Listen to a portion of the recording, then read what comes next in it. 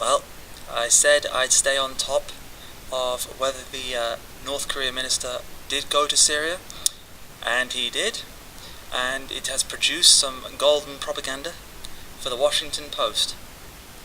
Let's see, there we go, the Washington Post, of course.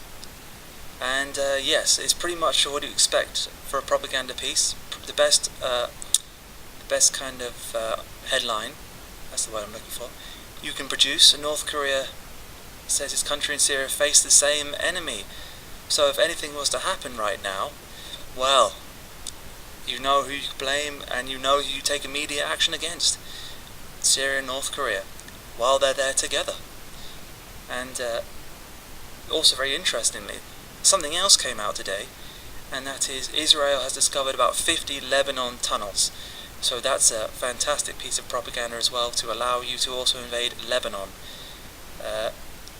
So that's three countries, three pieces of propaganda for three countries in one day. And it is interesting that tomorrow is George Bush's senior's kind of funeral day, or a kind of federal holiday to respect his death. And if his death was faked, then you could speculate that the whole agenda behind that was to create a holiday, and so the stock market would be down and the banks would be down, because you are going to pull a false flag while the North Korean minister is in Syria. It's very plausible, quite likely. And just want to add that North Korea prepares for annual winter military exercises. Yeah, I mean, I've tried to look for any information with the time zones, or not the time zones, but the dates, but there wasn't anything in here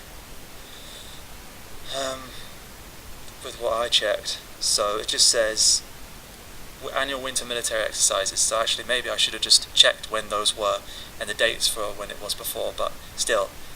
So this could coincide with this. It's just something else to include, because it's all kind of converging. And finally, Mattis approved extension for troops at border until Jan 31st.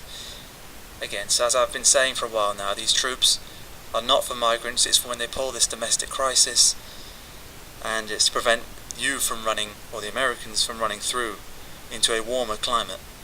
It's going to be freezing, it's going to be mayhem. So here, I think this is just confirmation. People still aren't really suspecting enough with this, but there's more than enough now. So I thought this was a worthy update. Let's see. Tomorrow is an interesting day, but it could be any time now. Anything around Brexit with December 11th, and the French stuff is kicking off, and it's all deliberate. Basically, there's going to be a crisis in Britain, America, and France. And what's going to happen is they're going to say in America that it's a kind of Iranian sleeper cells have worked with domestic terrorists who support Donald Trump, and they've kind of attacked the government, so there's America involved. And they're going to say the same thing, Iranian sleeper cells in Britain, working with Brexiteers, and that, collapsed Brexit, so then Britain is involved in the military backlash, and they're going to do the same in France. These vesties, yellow vesties, are also going to work with Iranian sleeper cells, and yes, they're going to be blamed on that. It's going to be a crisis in France, and the French military is going to get involved, and that is three massive militaries.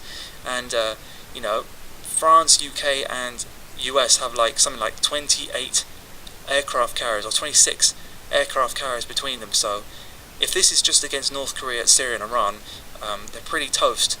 But I think Russia's going to be involved because of the Ukraine situation in China, so kind of might be a world war here instead of just kind of crushing North Korea and Syria and Iran. So that's just an explanation of what I think is going to happen. I'm just trying to really put all this together. So thanks for listening. Let's see what happens. Interesting times.